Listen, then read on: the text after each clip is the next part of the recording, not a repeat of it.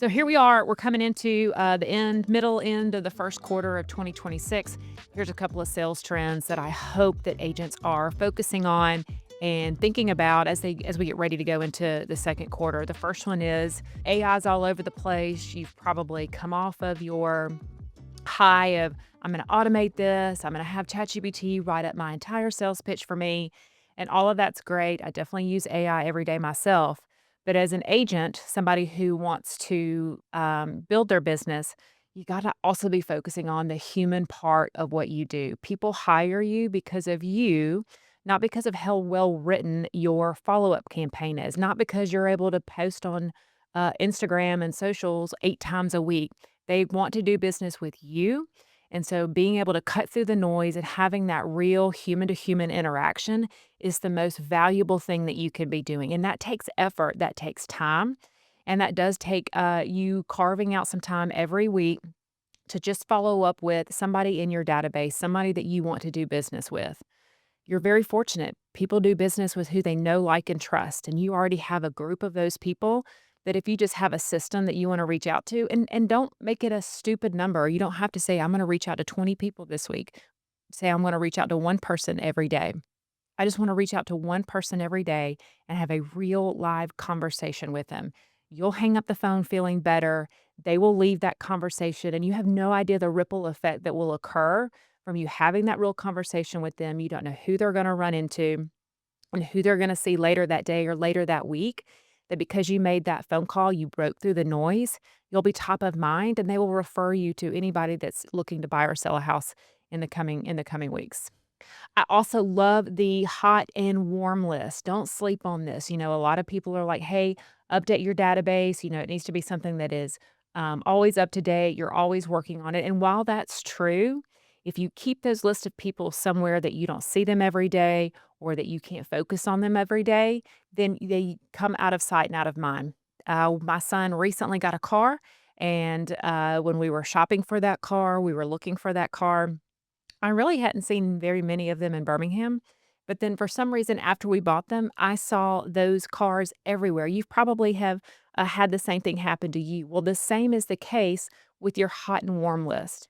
When you have this group of people that's in front of you every single day that you can pull up multiple times a day, when you have those people, you start focusing on them, the people who want to act immediately, the hot people, and then the warm people, the people that are going to do something sometime in the your defined future. That for some people that's 90 days, for that some people that's within the same calendar year.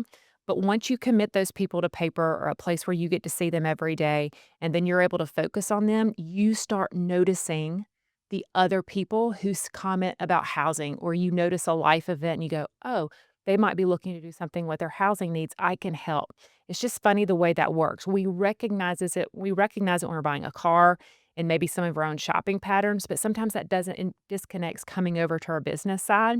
So, hot and warm list, having it in front of you where you can see it, where you can focus on it multiple times a day is what will help you find and see all those other connections of people who might be looking to buy or sell.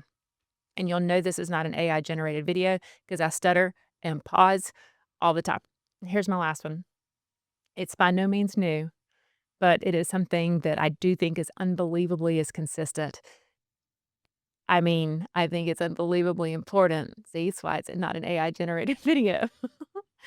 Is the weekly brain dump. Get it out of your head. Do it on a Sunday afternoon or a Monday morning, whichever works best for you. You can even do it on a Friday. Just get everything that's in your head out on paper. It's easy for you to mind map and start uh, batching tasks once you see them written down. I could do these together. I could do these together. That creates some more time in your week or maybe some more clarity in your week. You could also start seeing the things that I do need to worry about or I don't have any control over. So maybe I don't need to worry about them at all. But the biggest thing is the mental energy or the energy that you expend when you don't write stuff down and you keep it in your head and you're always like, okay, I make sure I remember, don't forget, don't forget. Just the act of doing that, you're expending and you're wasting a ton of your mental energy when if you write it down, it helps bring some clarity and some organization to your thoughts. I know my mind a lot of times looks like the bottom of Sports Center, just a running tally, a running ticker of things. And if I don't get it out of my head, I it weighs me down and I start feeling foggy, or I also start feeling like I never get anything accomplished because I'm always going, "Oh, I gotta make sure I don't forget. I gotta don't forget, don't forget." Or if I write it down, it helps me take control of everything I've got going on. So, going into the end of this first quarter, setting up for, the second quarter of 2026, three things that I would definitely focus on is don't let AI dominate your communication strategy. People want to do business with you. So meet them where they are. Have one conversation a week or one conversation a day if that's not too heavy for you to stay in the center. The second one is make your hot and cold list. Those people are important to you. You know that they want to do business, and you'll get to benefit from the ripple effect of also being able to notice other people who might be looking to buy or sell a house.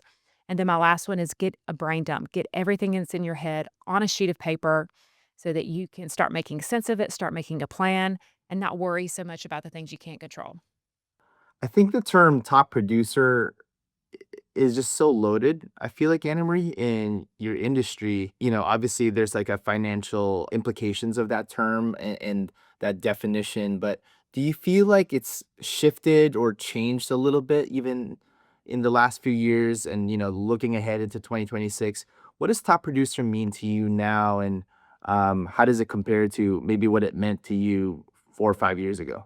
I'm definitely interested in seeing more about having balanced producers in real estate. Top producer has been the popular, 30 under 30, top 100 agents, and it's only measuring or it's only valuing one thing, and that's how many houses they sell. And I'm by no means saying that how hard they work or how many families that they help isn't an important thing, but at this point, in my career specifically, and with other things that I see with agents and other managers in our business, if we're not careful, we're start only focusing on how many houses I sell and how much, what my volume is and how many sides are. And we start focusing on some of the other things that bring us joy, like being a good spouse, being a good significant other. I don't want to miss any of my son's football games. I don't want to miss any of the school events. I don't want to miss dinner. I don't want to miss church on Sunday. Like there are a lot of things that are also as important.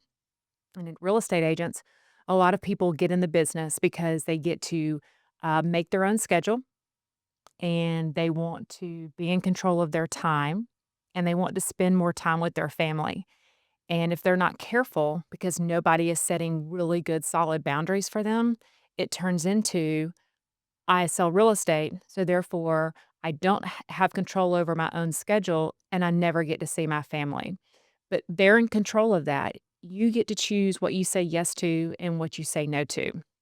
And so I hope going into 2026 and beyond, we start focusing on agents who have a balanced or a business that they are aware of and it aligns with the things that they feel are important to them and not so much, top producers or this hustle culture that real estate seems to propagate and seems to prop up a lot. So a brokerage sets the tone that the agents either are attracted to if they're at a different brokerage or they stay with when they're already with you. I mean, we've heard it a bunch of times before.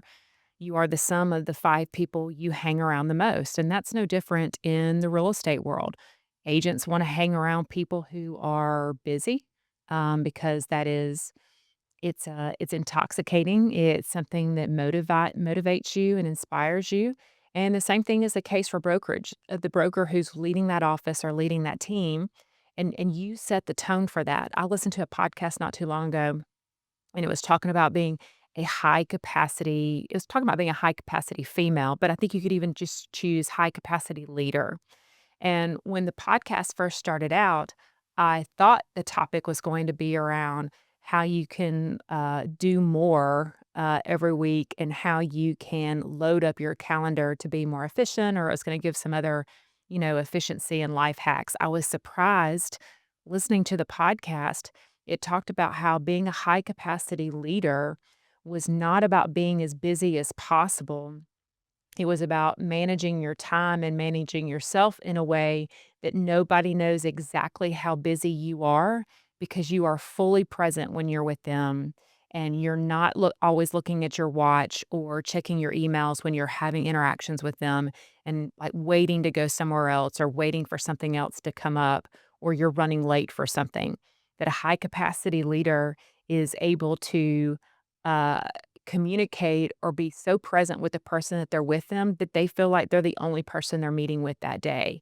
And I think all of us have something to learn from that. I know that's something that I can strive to work towards myself is being fully present when I'm with somebody else, with my family, or with somebody that I work with. And being a high capacity leader means that I'm managing myself and managing my time in a way that people feel like I'm 100% present with them. So as a broker manager, you set the tone for that.